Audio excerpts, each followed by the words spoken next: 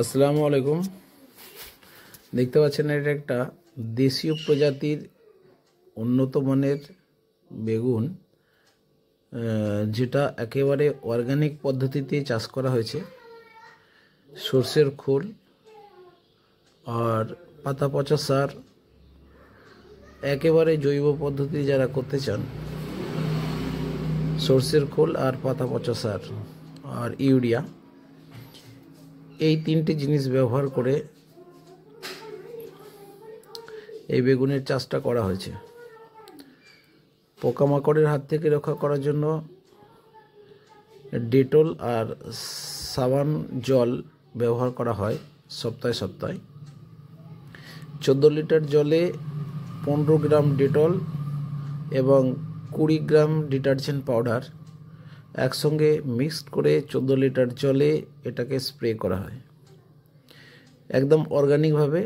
আজকালকার বাজার দরে এই বেগুনের মূল্য অনেক, বেগুনের চাহিদাও অনেক, কিন্তু ঘটনা হচ্ছে অসাধু কিছু ব্যবসায়ী এগুলোকে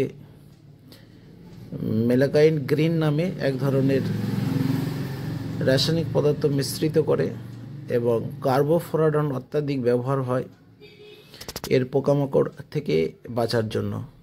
কিন্তু এই জমিতে কোনোভাবে রাসায়নিক বিষাক্ত কিছু প্রয়োগ করা হয়নি, সম্পূর্ণ জৈবভাবে এই চাষটা করা হয়েছে।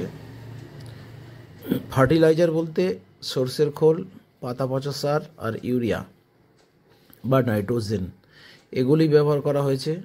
আগা আপান্ত শুরু থেকে শেষ পর্যন্ত এটাই ব্যবহার হবে।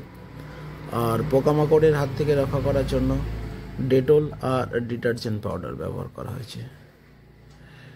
আপনারা এইভাবে করে দেখতে পারেন, এটা সম্ভব। এভাবে সপ্তাহে সপ্তাহে কিন্তু স্প্রেটা করতে হবে। জলের চাহিদা যেন না কম পড়ে, জলের চাহিদা যেন ঠিকমতো গাছের মেটানো যায়।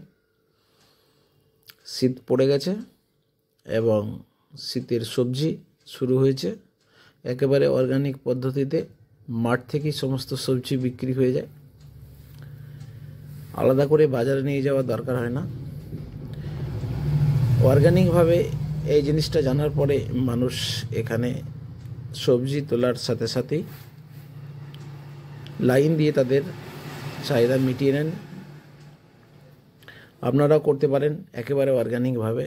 শুধু সর্ষের খোল আর পাতা পচা সার, মুরগির লিটার, এগুলো ব্যবহার করতে পারেন। আর মাটির শোধন করার জন্য চুন ব্যবহার করা যায়, চুন ব্যবহার করা হয়েছে।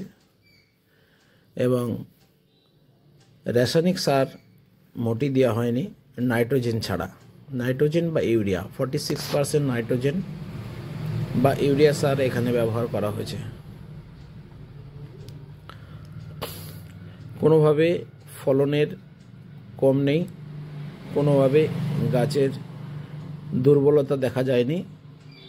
স্ট্রং সবল গাছ এবং নিত্যদিন বেগুন তোলা হয়।